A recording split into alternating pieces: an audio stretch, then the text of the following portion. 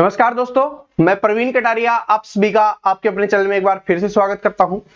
दोस्तों, आज का वीडियो आप सभी के लिए बहुत ज्यादा स्पेशल होने वाला है और बोल सकते हो कि YouTube का एकमात्र वीडियो होने वाला है, क्योंकि दिल्ली पुलिस हेड कांस्टेबल के लिए प्रिपरेशन वाली स्ट्रेटजी तो आप सभी ने देख ली होगी, मैंने बताई है वो भी देख ली होगी और टीचर्स ने बताई है वो भी आपने देख ली होगी।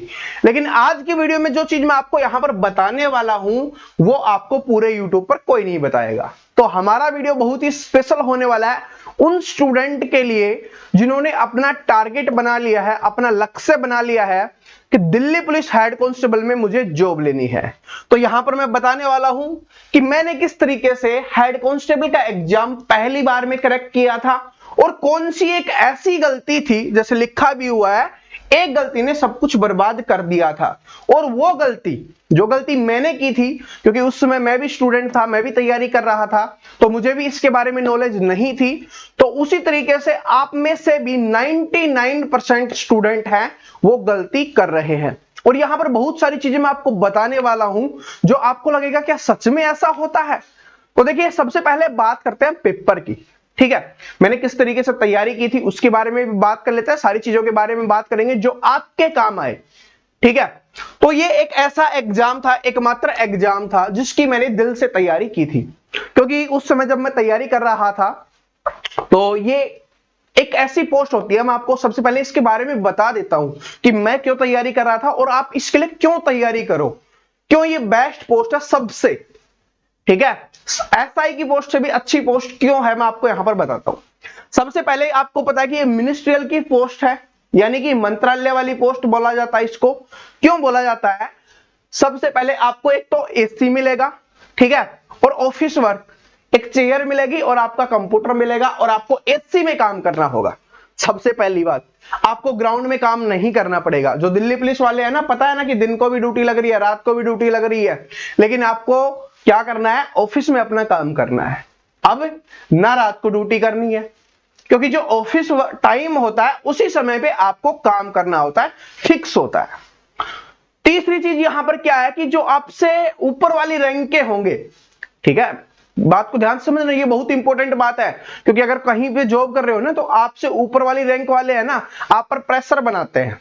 ठीक है, या बोल सकते हो कि आपको उनकी रिस्पेक्ट करनी पड़ी है बेवजह, जिसकी आप करना भी नहीं चाहते।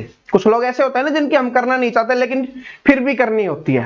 तो उसी तरीके से वो लोग जो आपसे बड़ी पोस्ट वाले हैं, रैंक वाले हैं, वो भी आपकी रिस्पेक्ट करेंगे। क्यों? क्योंकि जो वेरिफिकेशन वाला काम होता है ना वो आपके पास होगा।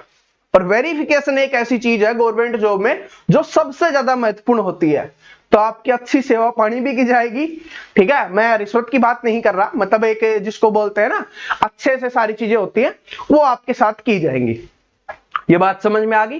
तो अब चलते हैं, मजा आ गया ना। और ऑफिस के टाइमिंग में जाना है, आना है, वहां पर आप अगली पोस्ट के लिए भी तैयारी कर सकते हो, क्योंकि ऐसा नहीं कि हेड कांस्टेबल में लग गए तो कुछ स्टूडेंट होते हैं ना जो आगे की भी तैयारी करना चाहते हैं। तो आगे की तैयारी करने के लिए भी आपको बहुत अच्छा समय मिलने वाला है। ठीक है, तो अब आगे बात करते हैं। सबसे पहली बात आती है पेपर को। जब मैंने तैयारी की थी तो मुझे भी लगता था कि पेपर है वो सबसे ज्यादा इंपॉर्टेंट है, उसके अलावा इसमें कोई भी इंपॉर्टेंट चीज नहीं है। ठीक है, और पेपर के लिए मैंने बड़ी जबरदस्त तैयारी की थी। ठीक है, बहुत ज्यादा तो नहीं की थी, लेकिन मतलब जिस एज में अभी आप हो उसी तरीके से मैंने भी अच्छे से की थी।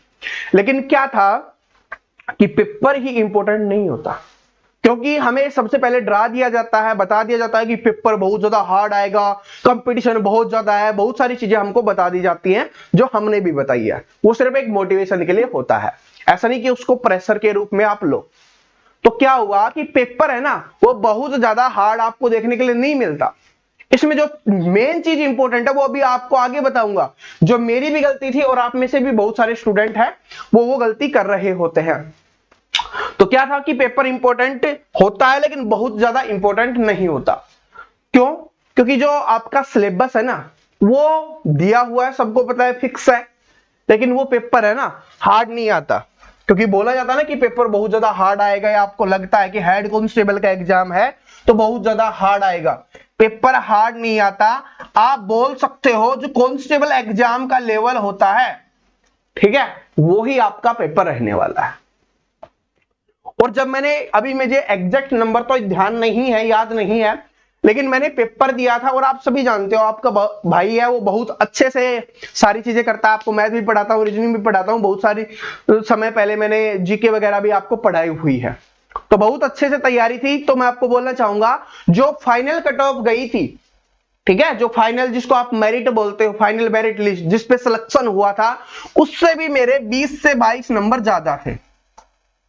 ठीक है, अभी एग्जैक्ट ध्यान नहीं है मेरी वो जो कट ऑफ है, जो फाइनल मेरिट है वो कितनी गई थी, लेकिन ये रियलिटी बता रहा हूं, ठीक है, सच्चाई बता रहा हूं। मेरे 20 से 22 नंबर ज्यादा थे क्योंकि मैंने पेपर पे पूरी मेहनत कर दी थी। बात समझ रहे हो? और वो भी आप में से बहुत सारे स्टूडेंट ऐसे करने वाले कि पेपर पे लगे रहेंगे, तो वो ही मैंने किया था कि पेपर में 20 से 22 नंबर ज्यादा ले लिए, उसके बाद भी मेरा सिलेक्शन नहीं हुआ था। ठीक है, क्यों नहीं हुआ वो अभी आपको पता चलेगा। तो पेपर के बारे में पता चल गया, सिलेबस हम करवाने वाले हैं और जहां से भी आप पढ़ने वाले हो वहां से पढ़ लेना। आपके पास बुक्स अवेलेबल है तो बुक्स को भी पढ़ लोगे तो आपका यहां पर पेपर आसानी से निकल जाएगा, अगर अच्छे से तैयारी करते हो तो, जो आपके पास समय बचा हुआ उसमें। ठीक है, पेपर बहुत ज्यादा हार्ड देखने के लिए नहीं मिलेगा। कुछ स्टूडेंट सोचते हैं कि इसमें इंग्लिश आती है, ठीक है, आपके दिल्ली पुलिस हेड कांस्टेबल में क्या आएगी, इंग्लिश आएगी। तो कुछ स्टूडेंट सोचते हैं इंग्लिश आएगी, तो मैं आपको बताना चाहूंगा इंग्लिश है ना वो बहुत ज्यादा हार्ड नहीं आती है। अगर आपको एसएससी के प्रीवियस ईयर पेपर भी देख लोगे ना तो उसी से काम बन जाएगा। क्या होगा? उसी से आपका काम बन जाएगा, आपको डरने की आवश्यकता नहीं है। और आपकी मॉर्निंग में जो क्लास आ रही है, जो सुबह 6 बजे सुबह 6 बजे आपके लिए जो मॉर्निंग में क्लास आ रही है ना, उसको देख लोगे तो उससे बहुत सारी चीजें आपकी कवर हो जाएंगी। इंग्लिश भी मैं उसमें पढ़ा रहा हूं, चीजें बता रहा हूं कि आप किस तरीके से कर सकते हो। करंट अफेयर भी आपको करवाई जा रही है, बाकी मैथ रीजनिंग के तो हम धुआंधार हैं ही, वो आप सभी जानते ही हो। ठीक है, तो ये हुई पेपर की बात। तो पेपर की हम अच्छे से तैयारी करेंगे, हम मिलके करेंगे अच्छे से तैयारी, तो अपना पेपर हो जाएगा, टेंशन मत लेना। अब उसके बाद आती है फिजिकल की बात। क्या आती है? फिजिकल की बात आती है। तो इसमें जो फिजिकल होता है वो बिल्कुल भी नॉर्मल होता है। ठीक है, बिल्कुल ही नॉर्मल होता है। कुछ परसेंट स्टूडेंट होंगे जिनको थोड़ी सी चेस्ट में प्रॉब्लम होगी। ठीक है, तो भाई अभी से क्या है कि जैसे ही थोड़ा हो, सुबह सुबह 1 किलो केले सरका दो। ठीक है, 1 किलो केले खा लिया करो जिनको चेस्ट की प्रॉब्लम है, बाकी थोड़ी बहुत जो डिप्स है वो लगा लिया करो। लड़कों के लिए स्पेशली बोल रहा हूं, आपका काम बन जाएगा। बाकी इसमें कुछ नहीं होता। ठीक है, बाकी फिजिकल में कुछ नहीं होता। हाइट तो होनी ही चाहिए, अगर हाइट नहीं होगी तो फिर तो वो निकाल ही देंगे, लेकिन थोड़ी बहुत इधर उधर है ना तो वो इतने चेक नहीं करते, क्योंकि फिजिकल इतना मायने इसमें नहीं रखता है। अब मेन मुद्दा आता है, जो क्या है मैं आपको बताता हूं मेन मुद्दे की बात। ठीक है, पेपर की हमने बहुत अच्छे से तैयारी की थी, लेकिन मेन मुद्दा है इसमें क्या है, वो है आपकी टाइपिंग। क्या है? टाइपिंग। जो 100 में से 99% स्टूडेंट ऐसे होते हैं जिन्होंने फॉर्म भरा होता है ना, वो सोचते हैं पहले पेपर की तैयारी करते हैं अच्छे से और पेपर निकल जाएगा उसके बाद टाइपिंग की तैयारी कर लेंगे। क्योंकि यूट्यूब पर बहुत सारे हैं जो बोलते हैं कि 1 महीने में अपनी स्पीड को इंक्रीज करिए, 2 महीने में स्पीड को बूस्ट करिए, 3 महीने में सिलेक्शन लीजिए। लेकिन मैं आपको बोलना चाहूंगा कि टाइपिंग है ना वो कोई स्पीड का मुद्दा नहीं है, वो आपकी प्रैक्टिस का मुद्दा है। जितनी ज्यादा प्रैक्टिस आप करोगे उतनी ही आपकी स्मूथ हो जाएगी। बात समझ रहे हो? टाइपिंग है वो स्मूथ हो जाएगी। मैंने भी बहुत अच्छे से टाइपिंग की थी, मेरे पास भी कंप्यूटर था, कोचिंग सेंटर में भी जाते थे तो वहां पर भी टाइपिंग की थी। लेकिन क्या होता है इसमें, आपकी टाइपिंग स्पीड तो मायने करती है, लेकिन क्या इसमें गलती नहीं करनी होती। क्योंकि घर में हम टाइपिंग कर रहे होते हैं तो कितनी भी गलती हो जाती है उससे कोई प्रॉब्लम नहीं होती है। लेकिन अगर हम यहां पर टाइपिंग टेस्ट देने जाएंगे तो वहां पर क्या करना है, वहां पर गलती नहीं होनी चाहिए। बात समझ रहे हो? अब अपना एक्सपीरियंस शेयर करता हूं। बोलोगे सर आप वैसे ही बोल देते हो, तो मैं आपको बताना चाहूंगा कि जब ये टाइपिंग हो रही थी ना, तो अगर बात करें 100 स्टूडेंट टाइपिंग देने गए थे, ठीक है, कि 100 स्टूडेंट टाइपिंग देने गए थे ना, उनमें से 3 से 4 ही ऐसे स्टूडेंट थे, या मैक्सिमम बोल लो 5 ही ऐसे स्टूडेंट थे जो टाइपिंग टेस्ट को पास कर रहे थे। ये बहुत बड़ी बात है। लगता होगा बहुत छोटी बात, लगता होगा बहुत छोटी बात है, लेकिन ये बहुत बड़ी बात है आप सभी के लिए। ठीक है, तो क्या है कि 100 में से सिर्फ 5 स्टूडेंट थे जो टाइपिंग टेस्ट, जिन्होंने पेपर में बहुत अच्छा स्कोर किया था, बहुत ज्यादा मेहनत की थी। ठीक है, उन्होंने, मैं रियलिटी बता रहा हूं, पेपर से 40-40 नंबर ज्यादा थे। जो पेपर की जो फाइनल कट ऑफ गई थी ना, बहुत सारे ऐसे स्टूडेंट थे जिनके 40-40 नंबर ज्यादा थे, लेकिन उनकी टाइपिंग नहीं हुई और जिसकी वजह से वो फेल हो गए। उनमें से मैं भी एक स्टूडेंट था। क्यों? क्योंकि टाइपिंग तो मेरी हो गई थी, लेकिन नेगेटिव थी ना, जो मैंने आपको बताया गलती, उसकी वजह से वो टाइपिंग में मैं फेल हो गया था। तो आपको टाइपिंग पे तो ध्यान देना ही है। जैसे ही पेपर की तैयारी करना शुरू कर रहे हो, आज से टाइपिंग की भी तैयारी शुरू कर दो। ज्यादा मत करो, मैं नहीं बोल रहा ज्यादा मत करो, सिर्फ 30 मिनट के लिए कर लो। कितने मिनट के लिए कर लो? 30 मिनट के लिए। अब कुछ स्टूडेंट बोलेंगे सर कौन कंप्यूटर सेंटर पे जाए, कौन कहां जाए? आपके पास अपना मोबाइल फोन है, उसमें टाइपिंग आती है, बाहर से कीबोर्ड खरीद लो, 200, 250, 300 रुपए का आ जाएगा। ठीक है, 300 रुपए में अच्छा कीबोर्ड आ जाएगा। ठीक है, तो वो खरीद लो और अपनी टाइपिंग है बस 30 मिनट, डेली 30 मिनट। पढ़ाई के लिए 6 से 8 घंटे 10 घंटे लगा रहे हो, 30 मिनट इसके लिए नहीं लगाओगे तो 6 से 8 घंटे लगाए है ना, वो भी आपके बर्बाद हो जाएंगे। ठीक है, लेकिन यहां पर पेपर देने के बाद मैंने एक बात सीखी थी, क्योंकि जब हम टाइपिंग देते हैं ना, तो वहां पर हमें बोला जाता है कि अपने कीबोर्ड को चेक कर लेना कि इसमें कोई की काम कर रही है या नहीं कर रही। तो जैसे ही मैं आपको बता रहा हूं कि टाइपिंग होगी, कुछ गलतियां हो गई थी मुझसे, तो हम सभी तैयारी कर रहे होते हैं, तो हम बच्चे ही होते हैं, आप सभी जानते हो, अभी आपको भी पता होगा। तो मैंने जो वहां पर ऑफिसर से उनसे रिक्वेस्ट की थी, सर मेरे में थोड़ी प्रॉब्लम हो गई, ठीक है, इस वजह से नेगेटिव हुआ है, कोई मतलब बटन है वो काम नहीं कर रहा था। तो उन्होंने मुझे, ऑफिसर है ना, उन्होंने मुझे एक बात बोली थी, वो बात मुझे आज तक याद है और आज तक मेरी लाइफ में काम आती है। उस समय मुझे बुरी लगी थी, क्योंकि एज नहीं होती, इतनी समझ नहीं होती है। ठीक है, उस समय उन्होंने मुझे बोला था कि बेटे मैं आपको एक मौका और दे सकता हूं, एक मौका और दे सकता हूं, इससे आपका सिलेक्शन भी हो जाएगा, लेकिन आप कभी जिंदगी में लड़ना नहीं सीख पाओगे। ठीक है, आपकी टाइपिंग अच्छी है, मैंने देख लिया, लेकिन इससे आपका सिलेक्शन हो जाएगा। ठीक है, आप अगर मौका दिया जाएगा तो हो सकता है आप इसमें सिलेक्शन ले लो, टाइपिंग पास कर लो, लेकिन आप कभी जिंदगी में लड़ नहीं पाओगे। क्योंकि हार को मानना भी बहुत जरूरी है कि मेरी हार हो गई, अगली बार मैं और अच्छे से तैयारी करूंगा। ठीक है, ये आपके साथ पहले एग्जाम में हो चुका होगा, आपने कुछ एग्जाम्स दिए होंगे, आप में से कुछ स्टूडेंट ऐसे होंगे जिन्होंने पहले एग्जाम दे रखे होंगे, तो उसको स्वीकार कर लो कि उसमें मेरी क्या गलती थी और अगले में करो, फिर हो जाएगा। ठीक है, और अगर मैं मान लो अगर वो चीज करके सिलेक्शन ले लेता, तो आज मैं आप में से बहुत सारे स्टूडेंट को हेड कांस्टेबल की तैयारी नहीं करवा रहा होता, आप में से बहुत सारे स्टूडेंट को हेड कांस्टेबल में मैं सिलेक्शन नहीं करवा रहा होता। तो उनकी बात मुझे हमेशा याद रहती है कि जिंदगी में लड़ना बहुत जरूरी है, और रियलिटी में अगर सिलेक्शन हो जाता ना, तो वहीं पे जिंदगी स्थिर हो जाती, और लगता कि सारी चीजें वैसे ही हो जाती हैं, लेकिन नेगेटिव इंपैक्ट भी दिमाग में हो जाता कि ये सारी चीजें हो जाती हैं, लेकिन वो चीज नहीं हुई, वो अच्छे के लिए हुआ, और बोला जाता है जो होता है अच्छे के लिए ही होता है। तो बस पेपर के साथ तैयारी करने के साथ, पेपर को आप अच्छे से तैयारी करो, 6 से 8 से 10 घंटे जितना देते हो दो, अच्छे से तैयारी करो, टॉप करने की कोशिश करो। ठीक है, ताकि हम भी आपका इंटरव्यू ले। ठीक है, और उसी के साथ टाइपिंग को भी 30 मिनट देते रहो। ठीक है, फिजिकल वगैरह से, मेडिकल वगैरह से आपको घबराने की आवश्यकता नहीं, अगर आप ठीक हो तो काम बन जाएगा।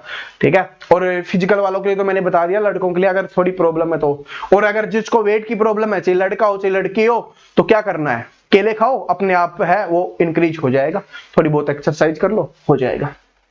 ठीक है, ये बात समझ में आ गई। और यहां पर देखिए मैं आपको एक चीज और बता देता हूं, अब ये मत सोचना जितनी वैकेंसी आई है, बात समझ रहे हो, जितनी वैकेंसी आई है उतना ही नहीं बुलाया जाएगा आपको। ठीक है, लगभग आप मान सकते हो कि 15,000 के आसपास स्टूडेंट को आपको यहां पर बुलाया जाएगा। तो आप ये समझो कि मेरा कंपटीशन इनमें से है, क्योंकि ये जो पेपर पास करेंगे ना, इनमें से 90%, क्योंकि 9% तो अब हमारी वीडियो देख के तैयारी कर लेंगे ना, तो उन्हीं में से जॉब लग जाएंगे। ठीक है, तो उन्हीं में से लग जाएंगे। आपको पता है कि इसके 9% लगा के देख लो, आपके 1000 से भी ज्यादा हो गए। ठीक है, तो वही है। तो आपका बात समझ गए ना, बात सिंपली, बात जो चीज जो मैं समझाना चाह रहा था वो समझ गए ना, तो वो चीज थी। तो अब आपको कमर कस लेनी है, आपको क्या करना है, आपको सिलेबस की तैयारी करने के साथ साथ आपको अपनी टाइपिंग पे भी ध्यान देना है, वरना पूरी मेहनत है वो पानी में चली जाएगी। ठीक है। और ये बात बोली जाती है कि लहरों से डरने वालों की नौका पार नहीं होती और कोशिश करने वालों की कभी हार नहीं होती। कोशिश करके देखो, एक दिन में स्पीड नहीं बनती है। और यहां पर टाइपिंग के बारे में एक चीज बताना चाहूंगा, अगर आप टाइपिंग करोगे ना, स्टार्टिंग में आपकी स्पीड 15 से 20 तक तो 5-7 दिन में ही बन जाएगी। ठीक है, थोड़ा सा अगर आपको प्रैक्टिस की हुई है तो बहुत जल्दी बन जाएगी। कहने का मतलब यह है कि बहुत जल्दी बन जाएगी 15 से 20 की आपकी स्पीड। लेकिन उससे ऊपर जैसे जैसे जाओगे स्पीड बढ़ना बहुत ज्यादा स्लो हो जाएगी। तो ये मत सोचना कि मेरा इतना दिन में 20 की स्पीड आ गई है, आगे तो मैं 5-7 दिन 10 दिन और कर लूंगा मेरा बन जाएगा। नहीं, आगे जो स्पीड बढ़ानी होगी वो बहुत धीरे धीरे इंक्रीज होगी। बात समझ रहे हो? वो क्या होगी? बहुत धीरे धीरे इंक्रीज होगी। तो वो आपके लिए बहुत ज्यादा इंपॉर्टेंट होने वाला है। ठीक है, तो आशा करता हूं आज के वीडियो से आपको बहुत ज्यादा मोटिवेशन मिला होगा, बहुत सारी नॉलेज आपको मिली होगी जो आपके पेपर में आपके काम आने वाली है। तो इन चीजों को अपनी जो तैयारी है उसमें यूज करना और अपना सिलेक्शन ले लेना। बाकी अपनी जो क्लासेज आ रही हैं, देखिए मॉर्निंग में जो क्लासेज आ रही है उसमें आपको करंट अफेयर, इंग्लिश और जो गाइडेंस है वो दी जा रही है डेली रेगुलर बेसिस पे सुबह 6 बजे। इसके बाद आपकी रीजनिंग की क्लास आ रही है, मैथ की क्लास आ रही है, उन सभी क्लासेज को आप देखा करो। और जो भी स्टूडेंट है वो कोर्स परचेज करना चाहता है तो लिंक आपको ऐप का डिस्क्रिप्शन में दिया हुआ है, तो वहां से जाके आप परचेज कर सकते हो। जो बोलता है कि मुझे एड्स नहीं चाहिए, मुझे सारे टेस्ट सीरीज चाहिए, मुझे पीडीएफ चाहिए प्रैक्टिस करने के लिए और बहुत सारी चीजें जो नोट्स हैं वो सारी चाहिए, तो आप जाओ, लिंक डिस्क्रिप्शन में है ऐप का, इंस्टॉल करो और वहां पर कोर्स परचेज कर लीजिए। ऐसा नहीं है कि कोर्स परचेज नहीं करोगे तो आपका सिलेक्शन नहीं होगा, आपका पढ़ना बहुत जरूरी है। बस इसलिए बोल रहा हूं कि वहां पर आपको कोई डिस्टर्ब करने वाला नहीं होगा, सारी क्लासेस आपको मिल जाएंगी, एक साथ मिल जाएंगी। तो वहां पर आप जो भी चैप्टर पढ़ना चाहते हो वो पढ़ सकते हो। वहां पर रिवीजन भी आपको मिलेगा, वहां पर आपको प्रैक्टिस के लिए भी मिलेगा, वहां पर आपके कोई भी डाउट नहीं रहने वाला।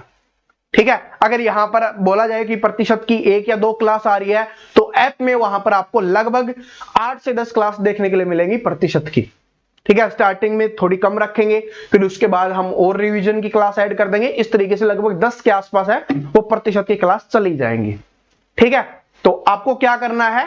कोर्स परचेज करना है, कोर्स परचेज करो। यूट्यूब पे पढ़ना है, यूट्यूब पे पढ़ो, लेकिन अपनी तैयारी शुरू कर दो और डेली 30 मिनट की प्रैक्टिस भी शुरू कर दो टाइपिंग के लिए।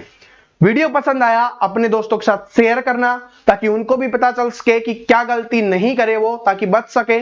और चैनल पे नए हो तो चैनल को सब्सक्राइब करके बेल आइकन को प्रेस कर लो ताकि जो क्लासेस मैंने आपको बताई है दिन की 3 क्लास वो आपको रेगुलर देखने के लिए मिल रहे हैं। मिलते हैं नेक्स्ट वीडियो में, तब तक हंसते रहिए, मुस्कुराते रहिए, पढ़ते रहिए।